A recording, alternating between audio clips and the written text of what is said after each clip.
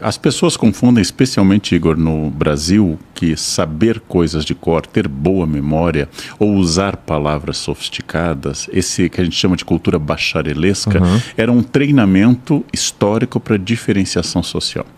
Ou seja, eu aprendo a dizer palavras que ninguém usa. Isso está muito marcante até hoje no direito.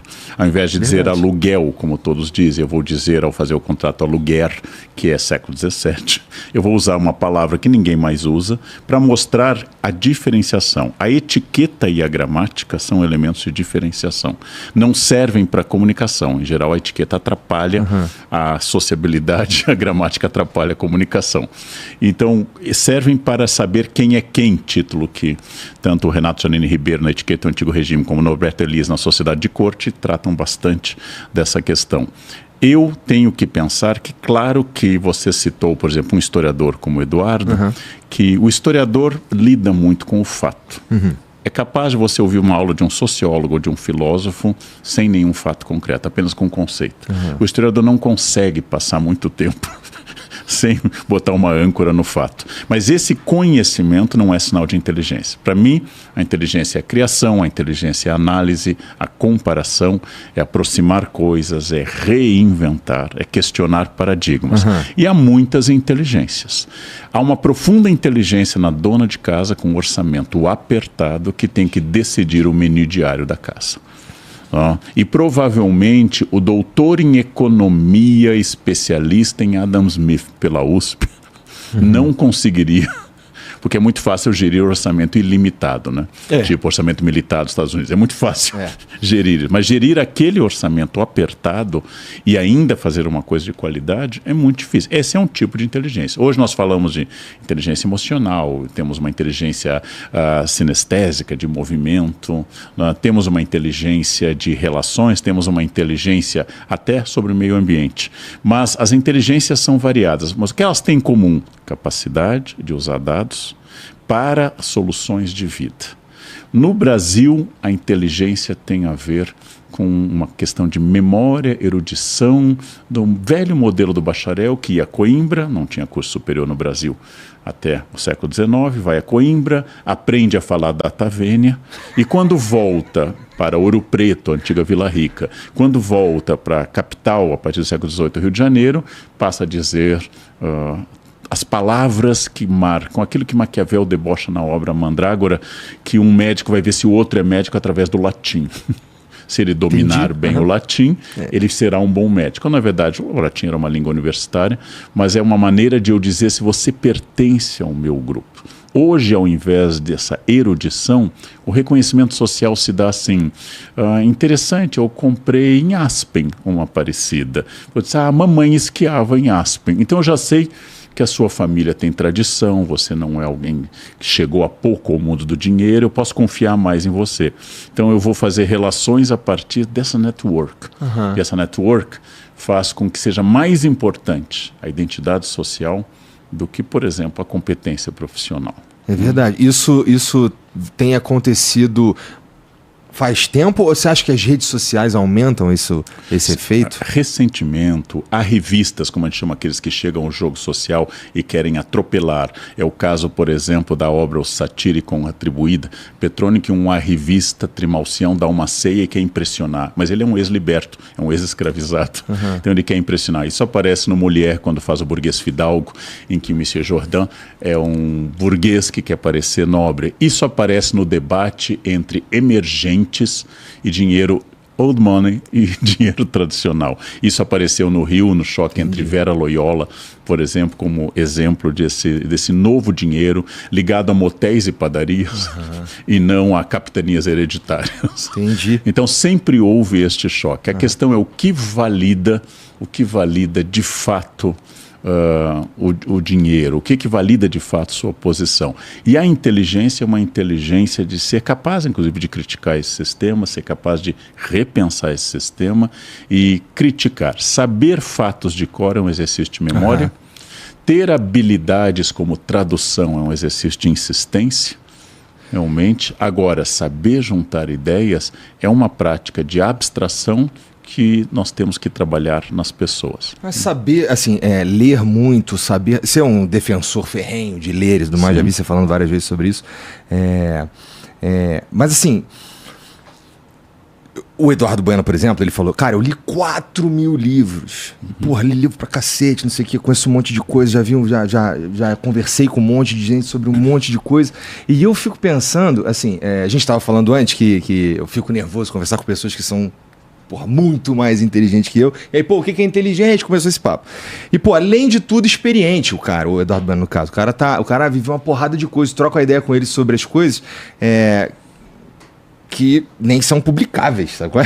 Então, assim, eu gosto da ideia de que, da experiência, porque eu já vi muita gente muito lido, muito estudado, muito não sei o quê, que tem dificuldade em resolver uns problemas bobos, ou até de... o que a gente chamaria de inteligência emocional, quase nulo, sabe?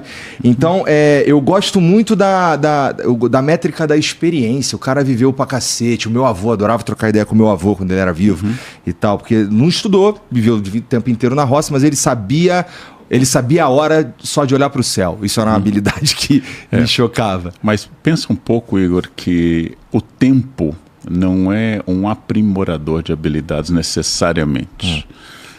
Por exemplo, os canalhas envelhecem. E um canalha de 70 continua sendo um canalha hábil, mas é um canalha. Na minha experiência, quem era muito burro aos 30, aos 70... Continua muito burro. O que acontece em algumas pessoas é que o tempo, de fato, é um processo de decantação. Então você perde um pouco da ansiedade, você começa a respeitar. Eu hoje seria um professor melhor aos 62 anos dando aula para o ensino médio do que eu fui no interior do Rio Grande do Sul em 1983, por exemplo. Entendi. Quando eu peguei pela primeira vez uma turma de ensino médio, tinha dado aula para outras antes. Então a primeira questão, o tempo não produz qualidade. Nem com os vinhos que são símbolo disso, são pouquíssimos vinhos que podem envelhecer. Pouquíssimos vinhos, a maior parte estraga. A máxima é a mentira. A segunda questão que você traz à tona é uma habilidade prática, né? Uma habilidade prática, por exemplo, ou de convívio. Uma reunião de departamento em qualquer boa universidade demonstra que muito conhecimento não é a base para pessoas muito tolerantes, afáveis. O que varia, como eu dizia, quando eu era chefe de departamento, é o vocabulário. Nós brigamos da mesma forma que duas pessoas brigam num ônibus em Itaquera, mas usando energúmeno, crápula, né, oligofrênico. Eu nunca ouvi.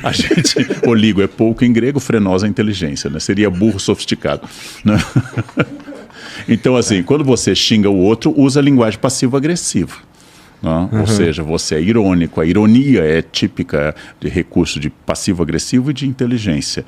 Agora, há pessoas sábias que são cultas e há pessoas sábias que não sabem que a capital do Afeganistão é Cabul ou que o Ulaanbaatar é a capital da Mongólia. É verdade. Então, pronto. Não tem a ver com isso. E a terceira questão diz respeito à distinção entre dados e capacidade de criação. Então, por exemplo, Gabriel Garcia Marques, prêmio Nobel, um dos maiores autores de língua espanhola, diz numa entrevista, Cheiro de Goiaba, que todas as cartas que ele mandava para a mãe dele em espanhol, ela devolvia corrigidas pelos erros de gramática. E um dia, voltando à sua cidade natal, na Colômbia, ele passou por uma igreja protestante americana, escrito In God We Trust, e ele disse, minha primeira frase que eu aprendi em inglês, e a mãe disse, e a última, né, Gabriel? Então, o que eu estou dizendo? Um homem que escreve melhor do que eu, Gabriel Garcia Marques, provavelmente conhece menos de inglês do que eu. Outros autores eruditos sabem mais e assim por diante. Existe uma maneira de escrever que é inteligente. Existe uma maneira de escrever que é técnica. Técnica se ensina em cursinho para redação do Enem. Técnica pode ser ensinada. Se você não for resistente, refratário, você aprende a técnica. Todas as pessoas podem aprender a tocar piano. Eu aprendi. Não quer dizer que se tornem pianistas. Todas as pessoas podem aprender a jogar bola, mas a inteligência sinestésica, que vai avaliar potência, ângulo, vetor, velocidade, de forma até um pouco intuitiva, isso não é para muita gente. Então, vamos distinguir técnica, aplicabilidade, caráter, sabedoria, para não juntar tudo no pacote inteligente. Tem uma personagem, você é mais novo, não vai lembrar, da novela Saramandaia, que era o professor Astromar. E o professor Astromar falava coisas que ninguém entendia. E as pessoas achavam que ele era muito inteligente. Muito inteligente. É a figura que o Érico Veríssimo debocha no livro que eu adoro, O Incidente em Antares. É um homem interiorano que ele debocha desse tipo de saber e debocha também na trilogia do Tempo e o Vento, que são as pessoas que alegam, como no Tempo e o Vento, que trocaram correspondência com Proust. E que tem essas cartas.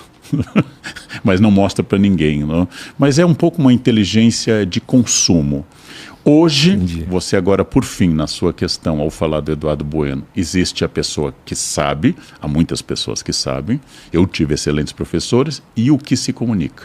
Nem todo mundo que se comunica sabe muito, e nem todo mundo que sabe se comunica bem. São duas habilidades que, quando combinadas, o que não é comum, formam um professor genial.